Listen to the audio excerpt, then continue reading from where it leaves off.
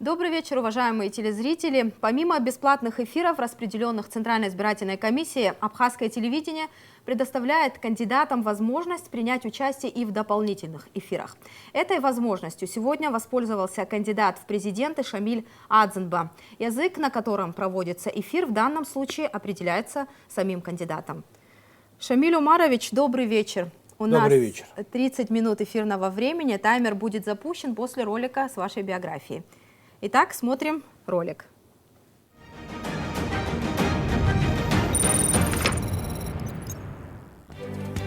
Адзенба Шамиль Омарович родился 21 мая 1970 года в городе Батуми Аджарской АССР, где в 1987 году окончил русскую среднюю школу. С 1987 по 1988 годы работал рабочим РСУ химико-фармацевтического завода в городе Батуми. С 1988 по 1990 годы служил в советской армии. В 1997 году окончил Абхазский государственный университет, историко-юридический факультет. В феврале 1992 года вместе с семьей переехал на историческую родину на постоянное место жительства в Абхазию. Принимал участие в Отечественной войне народа Абхазии, воевал в составе бронетанковых подразделений. После тяжелого ранения при освобождении села Лата завершил службу в Вооруженных силах Республики Абхазия в должности начальника штаба бронетанкового батальона. Был трижды ранен, удостоен звания Герой Абхазии. С 1994 года президент футбольного клуба «Абазг». В 1996 году назначен коммерческим директором Сухумского мельзавода. С 1996 по 2005 годы занимался бизнесом и развитием футбольного клуба «Абазг». С 2005 года работал первым заместителем председателя Госкомитета по делам молодежи и спорту Республики Абхазия.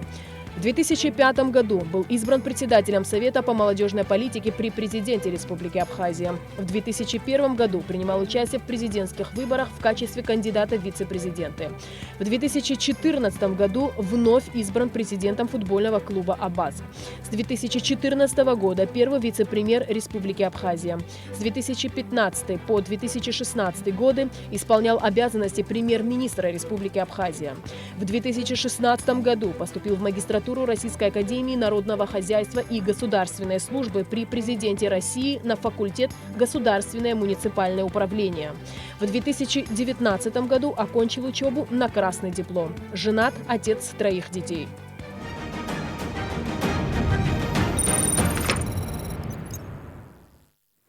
Шамиль Умарович, время пошло, если вы готовы, можем начать. Я готов.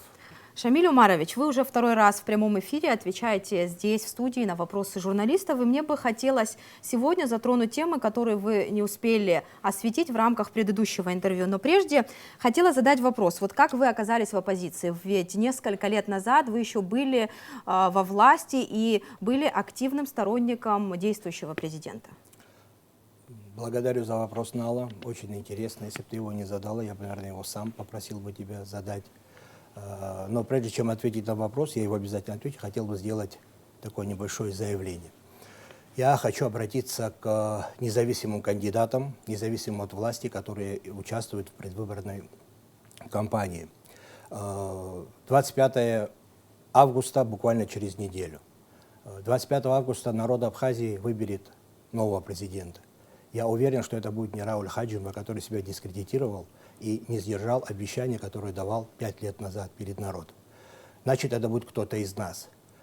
Кто бы он ни был, президент должен сломать эту систему, перестроить ее, создать новую политическую систему для того, чтобы Республика Абхазия развивалась, для того, чтобы в стране наконец-то наступило политическое согласие. Вот. Кто бы он ни был, я думаю, что мы должны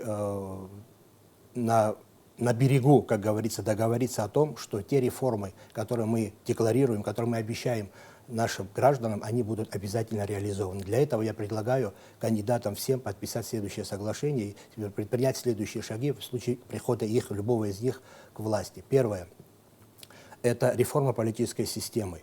Это перераспределение полномочий между ветвями власти. Не должен один человек править страной. Парламент должен обязательно избираться по партийной системе. Именно партии должны регулировать взаимоотношения, регулировать формирование правительства и иные вопросы, то есть полномочий парламента должно быть больше, полномочия правительства тоже надо усилить.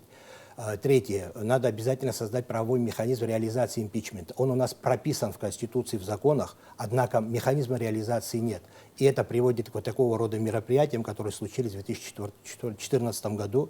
И у народа, и у парламента должна быть возможность правовая, культурная, цивилизованная, демократическая форма в случае недоверия к президенту, чтобы они могли это право реализовать. Это позволит держать президента в тонусе. Это система сдержек и противовесов, которая придумана очень много лет назад.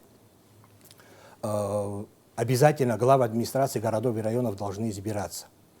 Это мое твердое убеждение, это усилит местные органы власти, местную власть на местах, а это, от этого очень важно зависит уровень. А дополнительные выборы напряженку не создадут? Абсолютно не создадут, мы эту тему раскроем чуть попозже. Вот. Обязательно нужна новая национальная политика, где все национальности будут одинаково. То, что прописано в декларации, в Конституции, этого недостаточно. Нужны механизмы реализации вот этого вот межнационального согласия. Для этого нужно обязательно закон о национальной политике, внутринациональной политике. Выборы президента должны быть обязательно перенесены на весну, раньше, за счет срока нового президента, и он должен с этим согласиться, подписать это соглашение. Вот. И обязательно полномочия вице-президента. Его надо или наполнить содержанием, чтобы он превратился в реального бойца рядом, в друга, политического соратника, или эту должность, это вопрос обсуждения, надо ее упразднить. Вот я предлагаю всем кандидатам оставить в сторону все свои личные амбиции и ради народного согласия будущего нашего государства именно подписать. Я предлагаю в самое ближайшее время, до 25 августа, встретиться и подписать. Во все штабы будут разослан текст, полный текст этого вот соглашения, и он будет вывешен у нас на сайте в интернете. Вот это я хотел так обратиться к моим оппонентам. А теперь по сути вопроса. Ну, во-первых, я не получил должность по наследству. Это раз. Второе. Такого понятия, как команда Хаджимба, не было 5 лет назад и нет сегодня. Была команда Координационного совета, который объединился и 27 мая 2014 года заявил решительный протест против политики, проводимой тогдашним президентом Александром Анква, против паспортизации, ползучей грузинизации. Мы посчитали своим долгом спасти наше государство, и поэтому вот это вот Координационный совет провел вот это мероприятие, поэтому о команде Рауля Хаджиба речи нет. Команды нет и сегодня, есть просто группа лиц, которая, опираясь на нашу Конституцию, узурпировала власть и, как говорится, этим делом пользуются. Все те, которые привели Рауля Хаджиба к власти, практически значительная часть этих ребят сегодня отошли от него, отошли, в том числе и я тоже. Во-первых. В-третьих, я считаю себя самодостаточным и самостоятельным политиком. Меня никто за руку не водит. Я сам принимаю решение, когда мне прийти, когда мне уйти. И когда у меня было потеряно доверие к президенту, когда я увидел, что он не государственник, что он не стал национальным лидером, те мечты наши о национальном согласии, единстве, с чем мы пришли на этот митинг, с чем планировали, приводя Рауля Хаджиба к власти, ничего из этого оказалось нереализованным. И когда подорвано доверие, работать в этой команде, во власти, да, находясь и служить этой вот системе, я считал, что невозможно. Поэтому я принял решение уйти. Шамиль Умарович, в вашем случае вы ушли из власти в оппозицию, но мы видим немало примеров, когда ярые оппозиционеры неожиданно меняют свою точку зрения, оказываются в органах власти, порой занимают и ключевые посты в государстве. Вот как вы относитесь к таким политикам и вообще к такому явлению? Ну, скажу так, Бог им судья. Я считаю, что человек, который соглашается работать на государственную службу, он должен служить идее, служить народу, служить государству. Он чиновник. Но в большинстве случаев, в этом случае, все идут служить президенту. Все полномочия, вся власть, реальная власть в руках у человека. Если человек сильный, самодостаточный, как наш Владислав Григорьевич, царство ему небесное, это один случай. Но когда президент слабый, как в данном случае Рауль Хаджиб, это мое твердое убеждение, я как человек, который стоял рядом с ним и немало для этого сделал, чтобы он стал президентом, я имею право это сказать, я это говорил ему открыто в лицо тоже. Вот. Когда человек слабый, это, к сожалению, большому оборачивается очень большой проблемой для народа и для государства, чтобы не сказать бедой. Но слабость нашего президента еще действующая в том, что мы 27 мая пришли с требованием изменения ситуации, и Александр Анква, он был, покинул место своей работы, покинул территорию Абхазии, оказался на территории соседнего государства.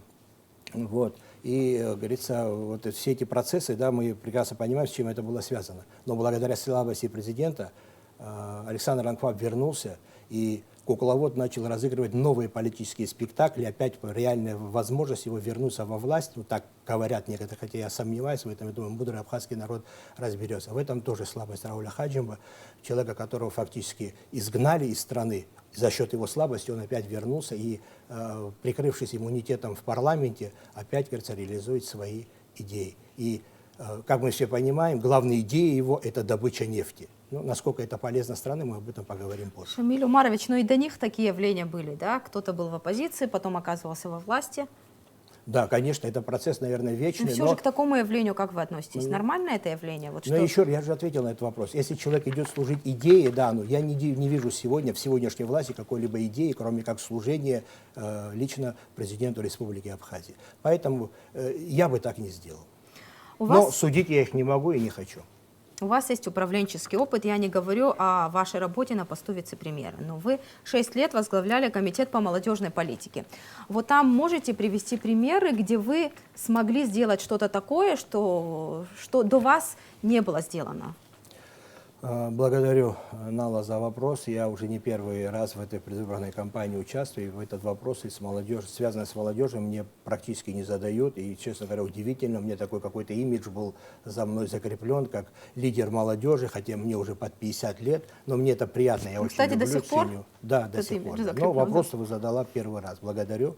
Вот, да, в 2005 году я был назначен на работу в Государственный комитет по делам молодежи и спорту. Руководил им мой ближайший друг и нынешний вице-президент, кандидат в вице-президента Рафаэль Ампар. Я был заместителем.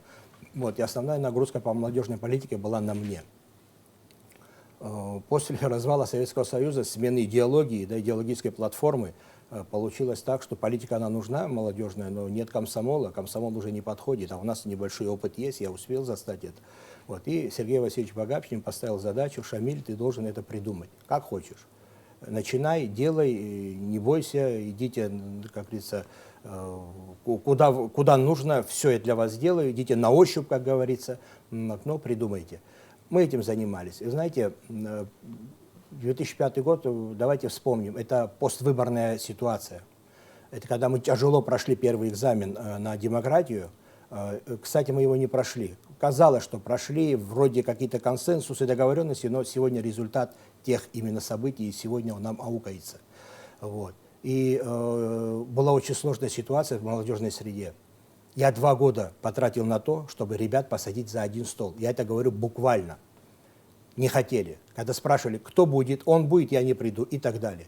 Через 2 года мы провели мероприятие под названием «Шествие». Вы помните, это 2007 год, когда был 15-летие начала войны, и когда с 2 границ ребята пешком в течение 2 дней дошли до Красного моста, и в том месте, где началась война, провели митинг, в котором участвовал президент и все руководство страны, воодушевление, эйфория, и те ребята, которые не могли не смотреть друг на друга, они обнимались, целовались, то есть произошло братание. То есть мы проблему, вот эту трещину... Через вот эту, молодежь, объединение народа. Конечно, молодежь — это зеркало. Вот эти большие встречи, которые проводил Сергей Васильевич с молодежью, они как выпускали пар. То есть это, если ты хочешь узнать, чем живет общество, спроси молодых людей, все они тебе расскажут. Я думаю, что позитивный опыт, хороший опыт единства, единения молодежи вот в этой среде у нас получился. И это мы делали интуитивно. Понимали, что нет науки, нет методологии, нет понимания как, но при этом мы на чувствах, на своем абхазском, на народном, национальном единении, мы смогли нащупать эту нитку. Самое важное, к какому выводу пришли мы, да, руководители вот Госкомитета, молодежная политика — это работа самой молодежи.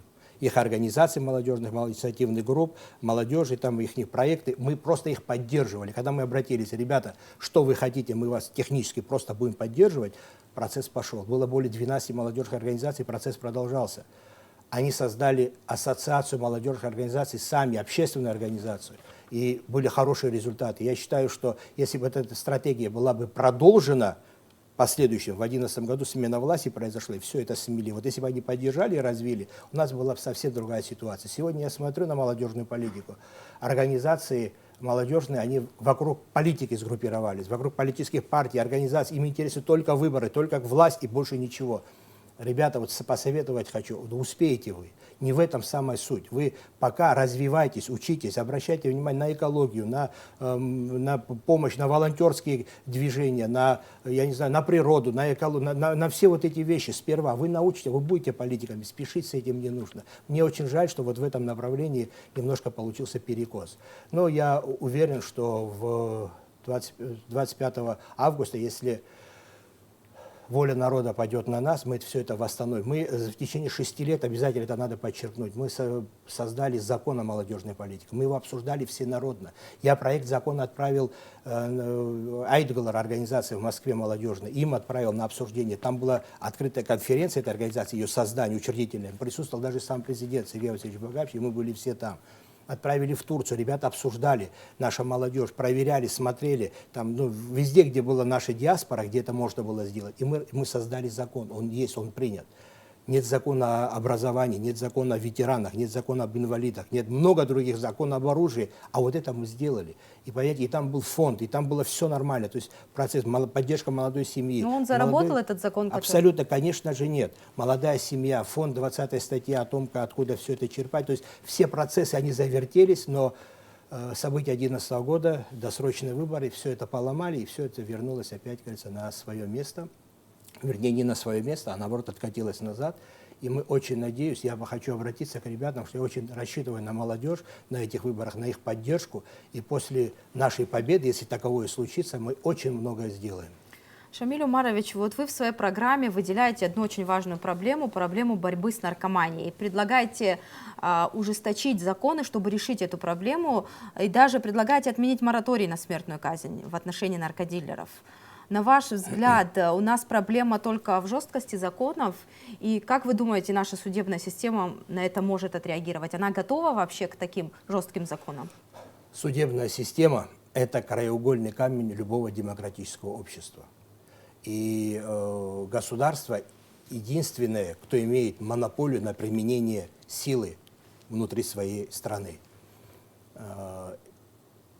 Не может быть судебная система, да, вот, на фоне всей остальной ситуации в стране развиваться и выглядеть, говорится, как-то вот так, как, конечно, совершенно и самодостаточно, как положено. Конечно же, нет. Но любую систему создают люди. Люди, она сама она не растет на дереве, она не падает с неба, ее делают люди. То, что сделал человек, он может ее и переделать. В чем проблема здесь в жесткости? Да, в жесткости в том числе. То есть те наши законы, они позволяют, мы же это все видим, маленькое общество, все, когда большинство наркодельцов отпускаются через несколько месяцев, через год, полтора, два. А тут бескомпромиссно, без всяких амнистий, без всего, одним махом вот приговорить большой срок 15, 20, 25 лет. И в определенных случаях, конечно же, применять не надо бояться и смертную казнь. Мы только через страх, вот именно вот такой страх, мы сможем немножко локализовать и остановить эту проблему. Ребят, которые употребляют, их надо лечить, это не обсуждается. Но мы сейчас должны биться, почему я говорю, надо применить, вот, застращать вот наркодельцов, чтобы они обходили Абхазию, потому что очень много молодежи привлекается в сферу вот, наркомании, и мы должны это остановить. Вот за это нам надо бороться. А тех, кто болеет, мы, я думаю, найдем средства и будем лечить. Ну, со следующего года пожизненный срок грозит наркодилерам. Да, уже я знаю. Достаточно жесткое законодательство. Очень жесткое, да, это тоже считается одной из высших мер, одной из форм высшей меры. Я в этом плане приветствую то, что парламент проявил инициативу. Я просто всячески это поддерживаю. И если я стану президентом, я просто буду развивать именно в этом направлении деятельность нашего государства. А есть опасения общества, которые боятся, что наркодилеры будут так же откупаться, как и иногда происходит сейчас? Для этого есть государство. Будут казнить тех, кто не смог откупиться. Вот мы же говорим, что есть коррупция. Для этого есть государство, которое должно выстроить такую систему, где это будет абсолютно максимально минимизировано, как говорится. Да? Не бывает без ошибок. Даже вот совершенные государства, условно совершенные в этом плане, да, есть случаи, когда казнили невиновных. Конечно, бывали эти случаи, но надо из двух зол выбирать меньше. Надо положить на весы, что нам сегодня важнее. Спасти нацию, спасти молодежь, вот, или, говорится, вот эти вот шероховатости. Конечно, это каждый человек, это судьба. Но я надеюсь, что мы малочисленное общество, небольшое по численности общество, маленькая страна. Вот, и если государство как надо возьмет под контроль ситуацию в стране и будет применять все положенные для государства методы, принуждения, принуждения, убеждения и контроля, самое важное, я думаю, что эти риски будут минимальны. Шамиль Умарович, а если говорить об экономике и вообще развитии малого и среднего бизнеса, на ваш взгляд, налоговая политика, существующая сейчас, какая она, на ваш взгляд? И если ваша команда победит на выборах, какие шаги вы готовы предпринять? Так, навскидку, если посмотреть, кажется, что наши вот проценты, там 18%, там 10 НДС и так далее, что это не так много, что это и так далее. Но вы спросите у бизнесменов. К большому сожалению, власть и бизнес не общаются. Бизнесмены, они как-то в каких-то экстремальных условиях работают. Министерство по налогам, их задача взимать налоги. И они, да, регулируют эту сферу деятельности, но главное взимать налоги, если начислили, взимать. А вопрос, какие налоги, много, мало, хорошо, это должно делать руководство страны, парламент, должны в тесном взаимодействии с бизнесом. Вот ввозной НДС. Приняли. Эта мера, она, наверное, да, теоретически обоснована, потому что эта мера, она позволяет регулировать и стимулировать внутреннее производство. У нас это произошло, у нас взрыв контрабанды, у нас границы частично, одна не контролируется практически, другая контролируется очень слабо. Пусть сейчас никто из структур на меня не обижается, я называю вещи Шамиль своими Умарович, именами. я извиняюсь, но вы тогда тоже были членом Да, правительства, конечно, принимали это решение? Налочка, я обязательно на этот вопрос отвечу, конечно. Вот, мы принимали это решение и поспешно. Когда ошибок не делает тот, кто ничего не делает. Но когда совершена ошибка, ее надо вернуть, исправить. Когда бизнес ушел в тень, сегодня ЦСИ данные, то нескольких лет назад данные выгуливают, что 53% бизнеса в тени, представляете? И приняв закон об НДС, мы еще больше загнали его в тень. Когда государство ошиблось, надо было отыграть назад, приостановить действие этого закона. Этот закон у нас работал, просто был наложен мораторий. Мораторий сняли, он заработал. Вы предлагаете полностью отменить или надо снизить ставку? остановить, мораторий наложить, прекратить его действие. Надо взять под контроль границы, надо сесть с бизнес-сообществом, переговорить, потому что без налогов государство существовать не может. Откуда оно может? Но при этом обдирать свой бизнес, загонять его в тень и уменьшать налогооблагаемую базу, это еще хуже для государства. Именно бизнесмены, именно предприниматели есть те, которые содержат наше государство, благодаря которым государство вообще существует. Во-первых, что еще надо сделать по налогам? Малый, средний, крупный бизнес. До сих пор непонятно. Это не просто определить постановлением Кабинета министров, назвать вот эти. Нет, абсолютно. Это целое законодательство надо принимать. Это надо регуляторы понимать, кто регулирует, какие взаимоотношения с государством. Более того, применять разные налоговые сетки к вот этим вот категориям бизнесменов. Поэтому большое поле деятельности. У нас есть понимание, как это делать. Один человек всего знать не может, даже внутри команды. Я говорил и повторю еще раз. Мы объединим весь потенциал нашего народа, всех наших диаспор. И у нас достаточно умные, грамотные люди, которые смогут в состоянии решить и поставить все это на правильные рельсы. Шамиль Умарович, вот о проблемах репатриации хотела бы поговорить. Демографические проблемы в стране есть, мы все знаем об этом. И с помощью репатриации пытаются эту проблему решить. И репатриантам, вы, кстати, тоже являетесь репатриантом, выделяют жилье. Но молодым семьям, гражданам республики, такое жилье не предоставляется. И определенная напряженность из-за этого в обществе возникает. Вы, кстати, об этом тоже в одном из интервью говорили.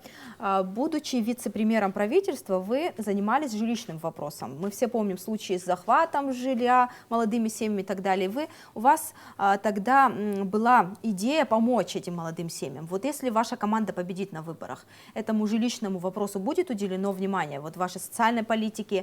Потом сразу задам вопрос по ипотечному кредитованию. Да, сейчас это не очень реально звучит, но тем не менее, в ближайшей перспективе об этом можно говорить? Да, конечно, можно и нужно. Но я не занимался жилищным вопросом, вообще кабинет министров этим вопросом не занимается. Этим вопросом занимается администрация на местах. Но была проблема с захватом домов, я выезжал туда, разговаривал. Дай бог здоровья этим ребятам, они сейчас, наверное, смотрят, улыбаются, вспоминают эти времена. Да, мы нашли консенсус, нашли компромиссы, вроде решили эту проблему, частично решили, но занимался непосредственно премьер-министр, какое-то количество людям это было выдано. Я хочу вернуться к репатриации. Да, людям выдают дома. Давайте вспомним, 150 лет назад, когда в этой жестокой войне, когда люди покидали свой дом, практически бросая весь свой скарб, свои дома, свои земли, уносили только то, что могли поднять с собой, они имеют право вернуться, имеют право от государства получить жилье. Но когда политика не продумана, бездумно проводится, она проводит к социальному напряжению. Когда ты рядом человек, многодетная семья, ребята выросли, хотят жениться, когда не помещаетесь в доме, квартире, тут рядом раз, и ты даешь, и не объясняя, да, суть дела, то возникает социальная напряженность, как я уже сказал. Что для этого надо делать? Вот тот фонд, который репатриации существует, на который приобретается это жилье, к нему надо добавить ровно столько же из бюджета государства. Вместе вот эти дома восстанавливать и делить, скажем так, 50 на 50, и тогда наоборот местные граждане, местные, они все местные, которые приехали, они уже наши, но те, которые родились тут, стоят годами в очереди, они будут благодарны репатриантам, что благодаря вот этой программе они тоже получили свое жилье. И процесс пройдет тот же самый процесс, но с другой стороны, то есть с другого ракурса уже все это будет видно, и другой будет подход, более гуманный, более правильный. Вот. Поэтому демографическая политика это и репатриация в том числе, но в первую очередь, конечно, нам надо именно рождаемость внутри. Поэтому очень важно, вы знаете, когда мы работали в комитете, провели соцопрос большой, нам помогли очень серьезная организация из России, социологическая, кандидаты социологических наук провели. Вы знаете, я сначала думал, что хотят первые, молодежь хочет, игровые площадки, дворцы культуры, там, может быть, там жилье и так далее. Первое, что просили все, соцопрос с большим отрывом, работу. Молодые люди просят работу. Работающий человек сможет найти себе и жилье, дом, и кровь, и пищу, и все остальное. Вот с этим, конечно, в стране очень большие проблемы. Это бездарная экономическая политика, которая не создает рабочие места, вот, а создает их для гастарбайтеров, которые миллиарды рублей отсюда вывозят. С другой стороны, они же тоже работают, значит, есть возможность заработать. Просто наши конечно. Граждане не очень вот хотят в сфере услуг. Абсолютно я не согласен с этим, Нала. Тут, я думаю, что другой вопрос и другая тема. Давай мы сейчас залезем в дебри, и мы эту тему не раскроем, и закончится наше время. Поэтому ипотека, она обязательно нужна. А как еще? Как молодой человек? Или государство должно подарить, если мы будем такие, как Арабские Эмираты, там, или Саудовская Аравия, не знаю, там, Норвегия, Швеция, да, когда вот из нефти там эти куча денег каждому распределяется. Вот. В таком случае, наверное, или как в Швейцарии, да, вот. Но у нас таких возможностей пока не будет. Ипотека нужна. И государство должно найти в себе резервы, возможно, для того, чтобы запустить этот процесс тоже. Процесс ипотечного кредитования для получения жилья. Я бы начал в первую очередь с молодых семей. Ну, тут мы опять в вопросы финансов упираемся. Где эти деньги, где эти резервы в стране брать? В стране эти резервы есть для того, чтобы сделать первые шаги. Те возможности наши внутренние есть. Более того, мы сегодня коснулись темы, что более 50, я думаю, там под 65% нашего бизнеса в тени. И вот эти вот налоговые, правильно примененные налоговые сетки, налоговые тарифы, и я думаю, что взяв под контроль границу, взяв очень такой, извиняюсь за выражение, жесткое налоговое администрирование, правильно, да, когда что все в бюджет, я думаю, что вы удивитесь, какие у нас скрытые резервы. Более того, буквально вчера пресс-конференция была по поводу нашей энергосистемы, вы знаете, да, вот дал пресс-конференцию депутат, вот, который возглавил эту комиссию, и скрытые резервы в энергосистеме тоже есть. То есть все это надо изучить, и я считаю, деньги в стране есть. Работая первым вице-премьером, я видел, что у нас происходит в государстве, имел информацию, то есть я был информированным чиновником, и я понимаю, что это можно сделать. 220 вольт и вода в каждый дом. Это вот ваши национальные проекты, расписанные в вашей программе. Как их реализовать, в какие сроки? Как я предлагаю пересмотреть формирование бюджета, перейти на проектно-программное формирование. Это и расходные, и доходные части в том числе. В этом случае, что я имел в виду? У нас государство двухуровневое, там есть государственный бюджет, который состоит из республиканского и местного. Вот. И те средства, которые попадают и распределяются, они очень мизерные, и поэтому решать вода, свет, дорога и все остальное в каждом районе проблема. Когда деньги маленькие, идет латание дыр. Лучше аккумулировать это все в одно место, создать государственные национальные проекты, вода в каждый дом, дорога каждому дому, 220 вольт зимой и летом в каждой розетке. Это и город, и село, везде. И вот самое актуальное – это 220 вольт я зимой и летом. Прекрасно понимаю, да, в селах особенно катастрофа в этом плане. Вот. Я думаю, если мы эти наши вроде небольшие средства саккумулируем, будем бить по слабым местам, уверяю вас, в очень ближайшее время все эти вопросы начнут решаться. Более того, это системный подход, а ничего лучше, чем системная работа, не приносит результат. Шамиль Умарович, у нас немного времени остается. Я бы хотела еще вот один вопрос вам задать. О возможностях кандидатов для участия в гонке. Равны или, на ваш взгляд, возможности у всех кандидатов? Я буквально, не только я, мы все видим в интернет-ресурсах, выскакивают часто видеоролики, когда, выступая в селе Пакач, президент говорил, давайте проводить, тогда он как кандидат в президенты, выступал против административного ресурса, говорил, вот теми деньгами, что наворовали, строят дороги, асфальт, и тем самым хотят вас обмануть, чтобы мы проиграли и так далее. Сегодня он делает то же самое. Конечно же, не одинаковый. И дело тут не в том, что один богаче, другой беднее, а именно в том, что сегодня государство бессовестным образом, руководитель в первую очередь, я почему говорю руководитель, вся реальная полнота власти, 96% у него в руках, поэтому виноваты, естественно, так или иначе, в первую очередь он. Он бетоном залил территорию Абхазии, асфальтом и под эгидой, что это нужно нашему населению. Конечно, это нужно, это надо не за 2-3 недели до выборов, это надо делать в течение 5 лет.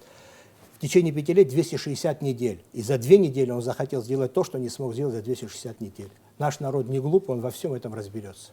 Шамиль Умарович, люди сейчас с опаской ждут 25 августа, потому что за последнее время мы привыкли митинговать, и не всегда это в рамках правового поля.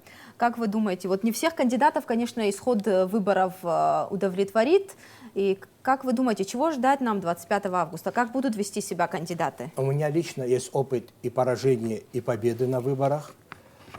И я за себя абсолютно могу быть ответственно заявить, что я вполне ответственный политик, я могу принимать ответственные решения, но в данном случае я хочу вот что сказать. Мы все кандидаты имеем честь и достоинство. Каждый избиратель имеет честь и достоинство. Если нас обманут, а это чистой воды обман, это чистой воды подкуп, если через это люди обманным путем придут во власть, я думаю, что будут кандидаты те, которые результаты этих выборов не примут. Шамиль Умарович, у нас остается несколько минут на ваше обращение, и вы можете обратиться к избирателям. Дорогие мои соотечественники, уважаемые граждане Республики Абхазия, мы выбираем не президента, мы выбираем свою судьбу. Судьбу на ближайшие 5 лет, а может быть и на долгие-долгие годы. Потому что именно тот вектор, который будет заложен в пятилетку ближайшую, он и определит наше будущее. Если это будут опять кандидаты, которые уже себя дискредитировали с 2004 года, это Хаджим Баянкваб, мы будем заниматься тем, чем занимались вот эти последние 5 лет. Это митинговщина, это полная имитация работы. Ну и все эти проблемы, я сейчас перечислять их не буду, времени, как сказала Нала, у нас не так много. Но если мы сменим поколение политиков, я думаю, нас ждет хорошее будущее. И опираясь на все те возможности, которые у нас есть, на уважение со стороны Российской Федерации, на их помощь, мы сможем решить все проблемы, которые, по крайней мере, заложить основы всех этих проблем, начать их решать мы сможем. Для того, чтобы у нашего народа, у наших детей было достойное будущее. Шамиль Умарович, это то, что мы успели в рамках 30 минут обсудить. Спасибо вам большое за интервью. Благодарю вас, Нала. 30 минут немного, но я думаю, мы немало успели обсудить. Спасибо. Уважаемые телезрители, напоминаю вам, что сегодня гостем нашей студии был кандидат в президенты Шамиль Адзенба. Смотрите прямые эфиры на нашем канале каждый вечер в 21:00 до 21 августа. А сейчас программу передач продолжит фильм о кандидате в президенты Алмасе Джапуа. На этом я прощаюсь с вами. До свидания.